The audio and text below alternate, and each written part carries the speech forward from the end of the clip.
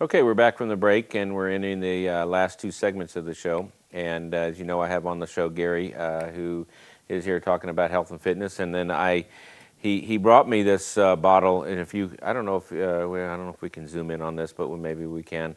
But anyway, this is one of the bottles of olive oil that we had talked about, and this is from Chile. Is that what you said? Yeah, it's Chilean olive oil. Yeah. See, because they harvest olives once a year. So if it goes rancid in 4 to 6 months, then you have to buy it from more than one location. So I get it from Italy or Greece at one period of time during the year. The next time I'll get it from Chile. I'll get it from Australia. I'll get it from Spain. Everywhere that they harvest olive oil, we get it on the day of harvest, and therefore we know that it's fresh. But this is a Chilean olive oil. And I did taste it on the break, and it is much different than any olive oil I've ever tasted. You can actually taste the olives in it, and I'm going to go home because I think I have some other oil, and I'm going to do a comparison. But it does have an expiration date. It says used by July 2015.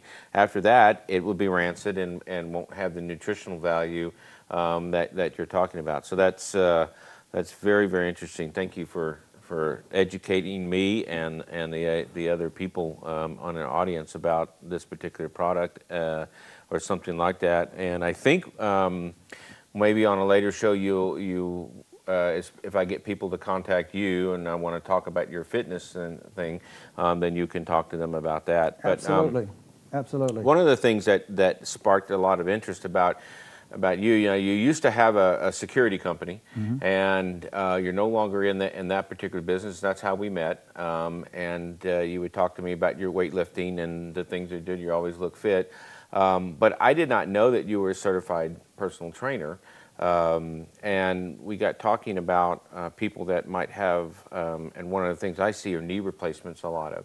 Medicine, as far as I'm concerned, the knee replacement is absolutely one of the worst procedures you can have done.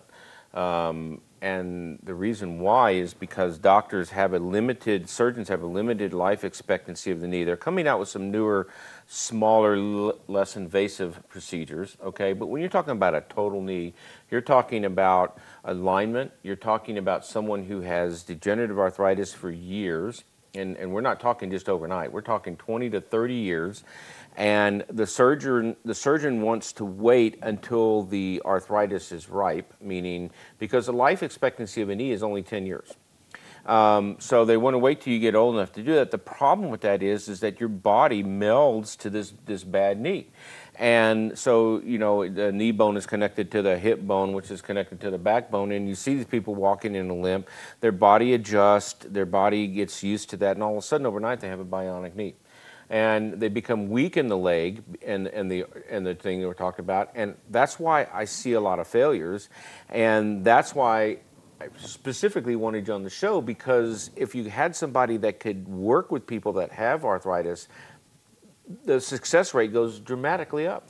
Yeah, and I agree with you 100%.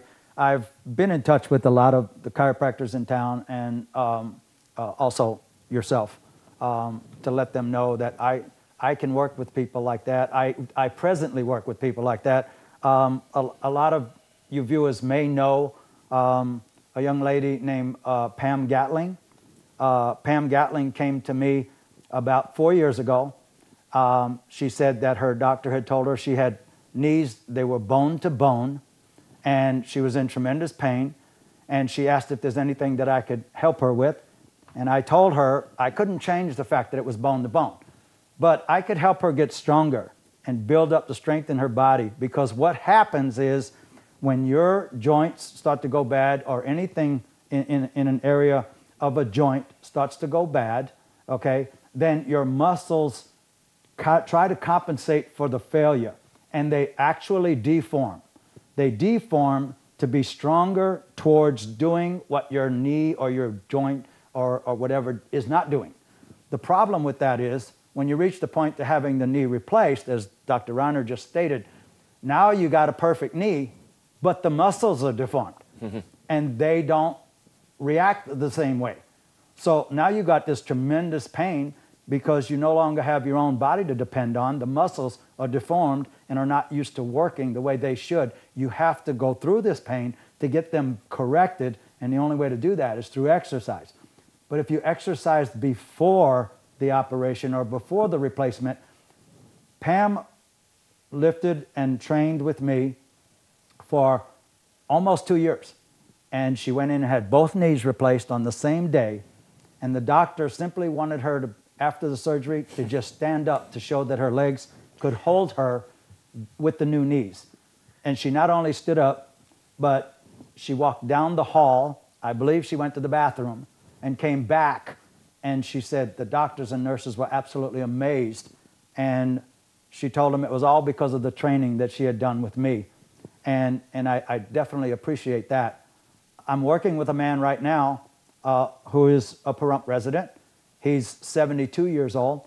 He came to me a little over 18 months ago, had knee surgery with a knee replacement, I believe both knees, sat around for an enormous amount of time, gained a tremendous amount of weight because of his immobility, and his true desire was to ride his dirt bike.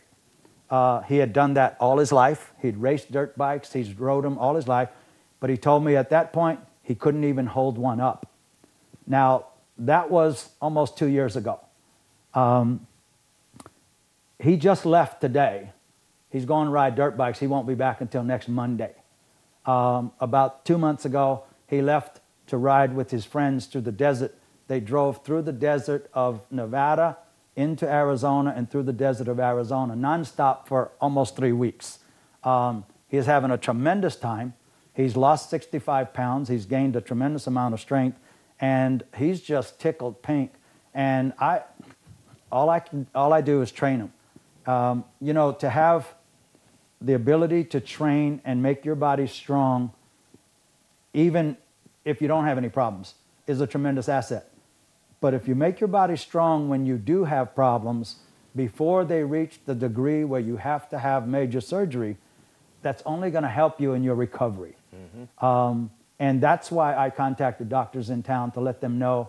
Up until May of this year, I was pretty much occupied with my business in electronics. But now I'm retired from that, and I'm doing my personal training full time. So if there's anyone that is interested in calling me, the number's on the screen, 775-209-4916. If you want to speak to me anytime, just give me a call. I would like to put in a plug real quick. I put on the Nevada State Powerlifting Championships every year at the Nugget. This is our 7th year in 4 weeks, March 7th, which is a Saturday. It's open to the public. We have people coming from, last year we had 70 lifters from 9 states. We have people coming from all over the place to lift. And, you know, it's a great time. Enjoy yourself. But if somebody wants to see me, they can also catch me there because I'll be running that meet on that day. Like I said, if you feel like age is a problem, if you come to that meet, you'll see a man named Rodney Graves, who's 91 years old, will be lifting. He's been lifting in my competitions for 6 years, and he holds about 4 world records. And this year, he's 91 years old. He's a tremendous influence on me because, like I said, I'm 64. The man's almost 30 years older than me and competing. So to me, that's inspirational. You're never too old. Muscle knows no age. You can always get stronger, more flexible, and it'll do your body good. As far as nutrition goes, there's a lot of products on the market out there that aren't good for you, even though they say they're healthy for you. But is that any reason to eat them anyway, just because it's not. You really got to do a little due diligence on your own, okay, and find the products that are good for you. Like Dr. Reiner said, get to certified non-GMOs, okay? Buy organic, okay? And you don't have to buy everything organic. If it has a peel that peels off, you don't need to buy organic because the insecticides, pesticides, and different chemicals get laden in the peel, okay? So when you peel that off and throw it away, the fruit inside or whatever it is that you're buying is okay. But if it's something that you eat complete, okay, then you want to get organic. Yep. Because these chemicals are just disrupting our bodies. And as I said before, our bodies was never made to process them. They do reach a toxic level where you have an amazing amount of problems that is just astronomical medically. Yeah, and you know, you're right. It is, the food industry has been prostituted by money.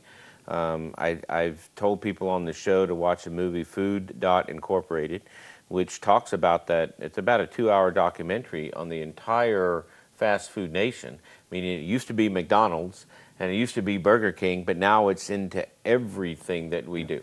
And like I've always said, you vote with your pocketbook. If a pharmacy like treats you like dirt and makes you feel like you're a drug addict because you have chronic pain, and Gary here is another alternative to that chronic pain, better nutrition, better exercise, getting those muscles in shape, and I think your rates are very reasonable. They should contact you directly to talk about that.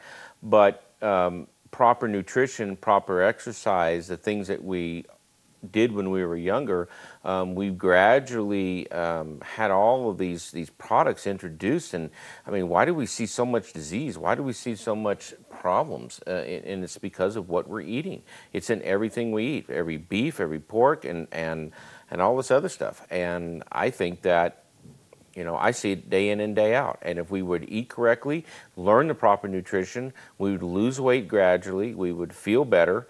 If, you know, our diabetes, all that is tied into that. Heart disease, it's, you know, I've told you sugar is the #1 reason your cholesterol is elevated. Sugar is the #1 reason you have heart disease, you have weight problems, you have diabetes. It's all related to sugar. Before, there wasn't as much artificial sugar, and that's why I gave up all the artificial sweeteners. I said, you know what? I'm going to have sugar. I'm going to have real butter. I'm going to have the natural things because I'm just going to have less of them, and I'm going to use them properly. We're going to go back to break. We're going to go to a break, and then we'll be back for our last segment. Again, thank you for tuning in tonight.